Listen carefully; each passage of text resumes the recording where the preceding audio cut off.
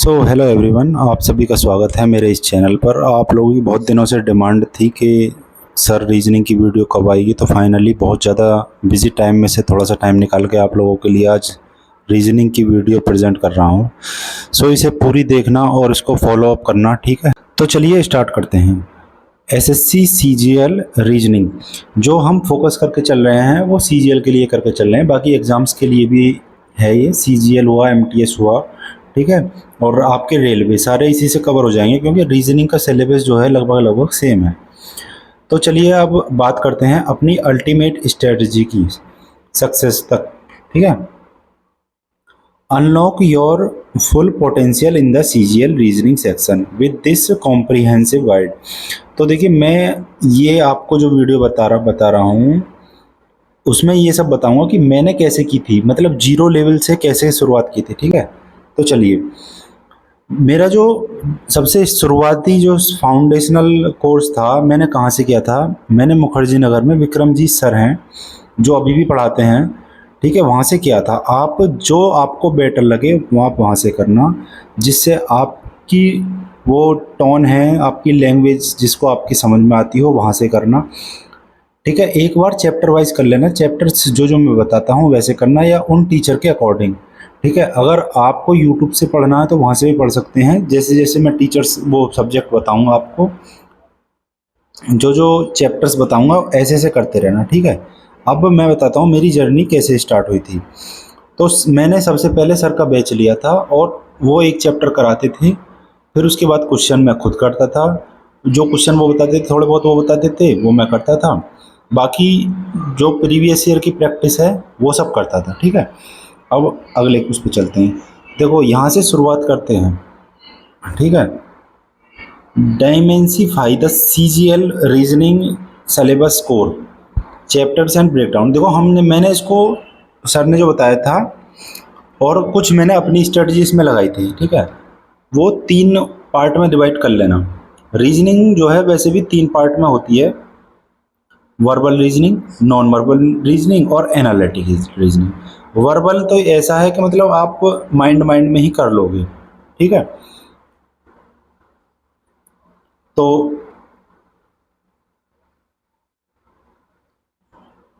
नहीं, रुको, देखो, वर्बल रीजनिंग में ये चैप्टर्स आते हैं: analogy, syllogism, coding decoding, series और क्लासिफिकेशन।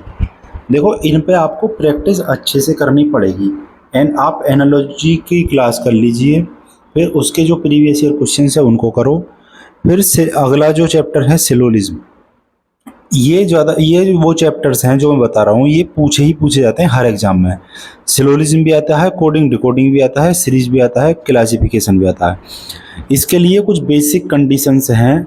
आपको स्क्वायर्स याद होने चाहिए 30 तक, और 20 तक के क्यूब याद होने चाहिए, ठीक है। और प्रीवियस ईयर क्वेश्चंस तो मस्ट है। अब नेक्स्ट जो पार्ट है वो है नॉन वर्बल। नॉन वर्बल में ऐसा है कि आप देखोगे और क्वेश्चन सॉल्व कर दोगे। ये छोटे छोटे चैप्टर्स हैं, इनको ये आपकी बेसिक समझ पे डिपेंड करते हैं, ठीक है। ये थोड़ी सी प्रैक्टिस से हो जाएंगे। ये वो चैप्टर्स हैं, हमें सबसे ज़्यादा फोकस इस पर वर्बल रीजनिंग पे करना है। मिरर इमेज, देखो, अगर कोई मिरर है उसके सामने कोई इमेज रख दी जाए, आपसे पूछो ये कैसी बनेगी तो आप बता दोगे, ठीक है। पेपर फोल्डिंग आप ये भी कर दोगे। एम्बेडेड फिगर वो होता है, मतलब जो फिगर के अंदर कुछ पार्ट दिया होता है, ऑप्शन में आपसे पूछते हैं कि इस फिगर में बताओ कौन सा वो है, कौन सा इस फिगर में है या कौन सा नहीं है, फिगर कंप्लीशन, ठीक है।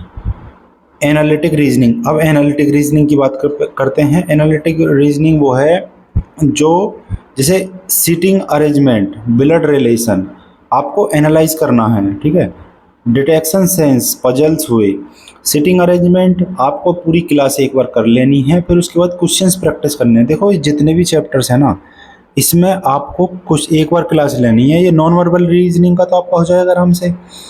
एनालिटिक रीजनिंग में और वर्बल रीजनिंग में आपको एक बार क्लास लेके इन पे जितनी ज़्यादा से ज़्यादा प्रैक्टिस करोगे उससे हो जाएगा। एक बार प्रीवियस ईयर क्वेश्चंस कर लेना, फिर मॉक टेस्ट लगाना, उनको एनालिस करना, आराम से हो जाएगा, ठीक है। ब्लड रिलेशन हर चैप्टर में आता है, हर एग्जाम में आता है, ठीक है। हर एग्जाम में आएगा, आपको बहुत ही इंपॉर्टेंट है, ये मिस नहीं करना है। इसके सारे टाइप इसके भी पता है, जैसे चैप्टर में जाओगे आप चैप्टर में भी टाइप्स होते हैं। सीटिंग अरेंजमेंट भी कई तरीके का होता है, जिसमें 6 लोगों को राउंड टेबल पे बिठा देते हैं, कभी 6 लोगों को एक क्लास साइड बिठा देंगे, कभी 8 लोगों को बिठा देंगे। और एग्जामिनर को क्वेश्चन और हार्ड बनाना है तो फिर और घुमा देगा, अपोजिट साइड में बिठा देगा। तो आपको क्वेश्चंस हर तरह के करने हैं, ठीक है। डायरेक्शन सेंस, आपको डायरेक्शन वाला कुछ वो करने हैं, जो डायरेक्शन होते हैं ना, कि पहले इधर मुड़ा फिर उधर मुड़ा। वो पजल्स भी आती हैं, पजल्स आप समझ गए होंगे, ठीक है।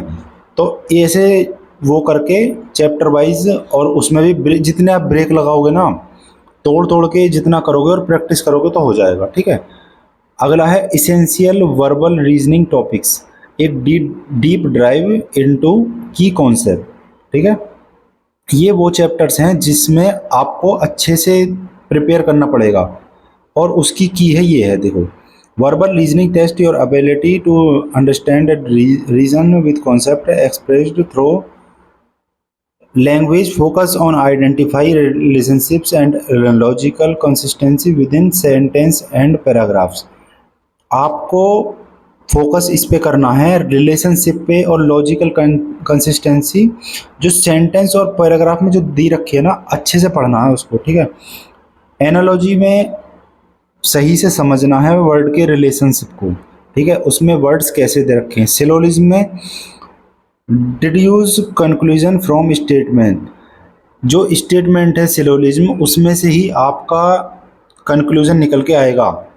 कोडिंग डिकोडिंग में जो पैटर्न्स हैं कोड में हैं, उसको आपको डिसाइफर करने हैं, आपको उनको तोड़ना है। कोड में कैसे किया गया है, सीरीज में भी बहुत सारे टाइप्स हैं। आप जैसे जैसे पढ़ोगे, किसी भी टीचर से पढ़ोगे, आप आराम से उनको टैकल कर पाओगे, ठीक है। Identify numerical and alphabetical sequence, series जैसे किसी भी तरीके की आ सकती है। आप जैसे क्वेश्चन करोगे ना, आपको वहाँ हर टाइप के 0 लेवल से बहुत हाई लेवल तक पहुँच जाओगे आप, ठीक है। सिर्फ आपको प्रैक्टिस करनी है, और जो जो 2-3 चीज़ मैंने बताई हैं वो भी याद रखने हैं आपको। 20 तक के क्यूब्स, 30 तक के स्क्वायर्स, आपको मतलब उनमें डिफरेंस निकालना आना चाहिए। आगे कैसे के सब मैं बताऊंगा क्वेश्चंस के माध्यम से। अभी ये बता रहा हूँ, जो लोग अभी प्रिपरेशन कर रहे हैं उनको पता चलेगा होगा मैं क्या क्या कहना चाह रहा हूँ, ठीक है।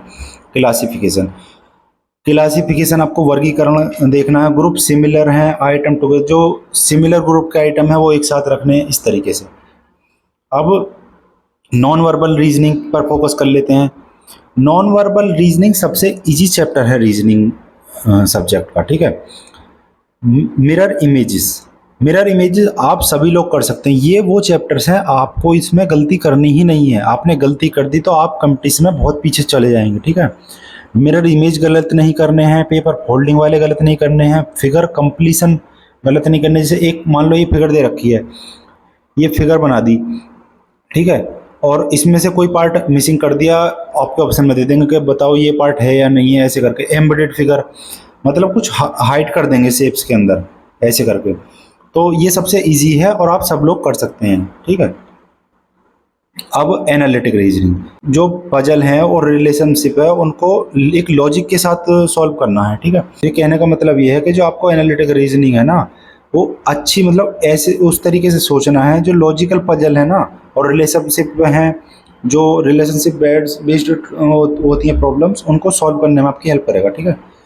तो देखो किस तरीके की आती है। ब्लड रिलेशनशिप आएगा इसमें, पजल्स आएंगी, डायरेक्शन सेंस आएंगे, ऑर्डर रैंकिंग आएगी, सीटिंग अरेंजमेंट आएगा, क्लॉक एंड कैलेंडर्स आएगा, ठीक है। देखो क्लॉक और कैलेंडर काफ़ी टाइम से पूछा नहीं जा रहा, लेकिन आपको ऐसा नहीं है कि छोड़ देना है, ये चैप्टर्स छोड़ने नहीं है। अगर बच्चे बोलते हैं कि एसएससी ने नया पूछ लिया, नया नहीं पूछा है भाई, अपना जो इसमें सब्जेक्ट दे रखे हैं हमने छोड़ दिए हैं, क्योंकि हम आदत हो गई है पुराने वेंडर की, उसने कुछ क्वेश्चंस को नहीं पूछा है आपसे, ठीक है। तो ये जो चैप्टर्स हैं इनको अच्छे से प्रिपेयर करना है। अब आ जाते हैं क्रिटिकल रोल मॉक टेस्ट। देखो सबसे ज़्यादा रोल जो है मॉक का है। आप इसका जब एक बार चैप्टर जो सब्जेक्ट है ये सब्जेक्ट वाइज आप कंप्लीट कर लोगे तो आपको आना सेक्शनल मॉक पर। सेक्शनल मॉक के बाद आपको देने हैं कंप्लीट मॉक, ठीक है। मॉक दे के उसको जब वो करोगे ना, आप एनालिस करोगे, तब आपको देखना मेरी कहाँ गलती है, कहाँ ज़्यादा टाइम लिया है मैंने, कितना लेना चाहिए था। इस तरीके से अपनी वीकनेस को आइडेंटिफाई करो, allow your refine your strategy. आप फिर ये देखो अगर कहीं गलती कर रहे हो तो मैंने स्ट्रेटजी को फॉलो किया है या नहीं किया है। Realistic simulation, experience actual exam pressure. देखो मॉक से आपको जो वो एक्सपीरियंस मिलेगा जो आपको मतलब एग्जाम प्रेशर हैंडल करने में आपकी मदद होगी। टाइम मैनेजमेंट इससे होगा। आपको 15 से 15 मिनट में कोशिश करनी है कि रीजनिंग खत्म हो जाए, और ज़्यादा से ज़्यादा 20 मिनट। अगर क्वेश्चन जो ज़्यादा टाइम टेकिंग लग रहा है छोड़ दो, आगे बढ़ो। मैं आपको बताऊंगा मॉक टेस्ट कैसे हल करना है। फिर भी मैं अभी इस पे फोकस करते हैं। आइडेंटिफाई वीकनेस, आपको वीकनेस देखनी है कहाँ पे है, किस पॉइंट पे है। परफॉर्मेंस ट्रैकिंग, ठीक है, मॉनिटर प्रोग्रेस ओवर टाइम, आप ज़्यादा टाइम ले रहे हो, किस पे ले रहे हो। अब आते हैं effective revision strategies consolidating knowledge for retention, ठीक है। इसमें आपको देखो रिवीजन स्ट्रेटजी पे फोकस करना है। आपका जैसे मान लो एनालॉजी का कोई क्वेश्चन गलत होगा तो आपको पूरा चैप्टर एनालॉजी का रिपीट करना है और फिर से देखना है कि कहाँ मिस्टेक हुई, ठीक है। फिर से जब क्वेश्चन करोगे फिर से नहीं होना चाहिए। कॉन्सेप्ट मैपिंग, आपको कॉन्सेप्ट की मैपिंग करनी आनी चाहिए, ठीक है। आपको उस तरीके के आइडियाज़ लाने हैं, विजुअल डायग्राम बनाने हैं, कोशिश करनी है बिना पेन पेंसिल के ही मैं इसको सॉल्व करूँ, ठीक है। आपको शॉर्ट नोट बनाने हैं, कंडेंस योर की formula and patterns into concise. आपको छोटे छोटे नोटों में लिखना है, ठीक है। प्रॉब्लम सॉल्विंग, ठीक है, problem solving a diverse range of problems daily apply concept, ठीक है। तो ये तो आप सब कर लोगे, जो जैसे जैसे आप एनालाइज करोगे मैं आपको वीडियो के माध्यम से बताता रहूँगा। अब नेक्स्ट पर आते हैं, crafting your winning blueprint time management. देखो टाइम मैनेजमेंट बहुत ज़रूरी है। आपको डेली ये डिसाइड कर लेना का मेरे को इतना टाइम रीजनिंग को देना है, एग्जाम डे टेस्ट पे भी जाना है, ठीक है। रीड इंस्ट्रक्शन, आपको केयरफुली इंस्ट्रक्शंस जो पढ़ने हैं। कभी कभी देखो हम गलती कर जाते हैं, क्वेश्चंस में पूछा होता है कुछ और, कभी कभी देखो सिटिंग अरेंजमेंट का क्वेश्चन होता है, उसने साउथ में बैठा देता है कभी कभी, और गलती से अपने पढ़ लेते हैं नॉर्थ में, ठीक है। जैसे नॉर्थ में हम क्वेश्चंस की आदत हो जाती है नॉर्थ में बैठने की, उस तरीके से वो नहीं करना, क्वेश्चंस को अच्छे से पढ़ना है। योर पाथ फॉरवर्ड की टेक अवे कंटिन्यू इम्प्रूवमेंट। देखो आपको इम्प्रूवमेंट, कंटिन्यूस इम्प्रूवमेंट कैसे होगा। सबसे पहला पॉइंट है फाउंडेशनल लर्निंग, आपको सबसे पहले एक स्ट्रॉन्ग बेस तैयार करना है। सिलेबस मास्टरी, आपको जिस सिलेबस को कर रहे हो उसमें सारे तरीके के टॉपिक्स जो है कवर हो जाने चाहिए। डाइवर्स प्रैक्टिस, आपको जो प्रैक्टिस अच्छे से करनी है, हर तरीके के क्वेश्चन पे करनी है। मॉक टेस्ट एनालिसिस जरूर करना है। स्ट्रेटजिक रिवीजन, आपको रिवीजन टाइम टू टाइम करते रहना है। पॉजिटिव माइंडसेट, देखो माइंडसेट आपको पॉजिटिव, ये सबसे मेन की है इसकी।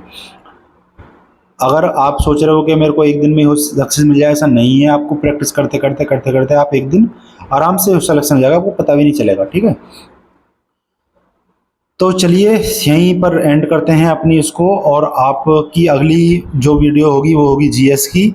और आपको वीडियो पसंद आई हो लाइक करना, कमेंट करना, शेयर करना अपने दोस्तों के साथ, ठीक है। और पॉजिटिव माइंडसेट ये बहुत ज़रूरी है रखना। आप वीडियो में लास्ट तक बने रहना, चैनल पर बने रहना। और बहुत सारे नए स्टूडेंट हैं जो 2026 के लिए प्रिपरेशन कर रहे हैं, उनके लिए बहुत अच्छे से प्रिपरेशन गाइड करने वाला हूँ मैं, तो आप चैनल पर बने रहना, ठीक है। Ta-ta, take care, bye bye, thank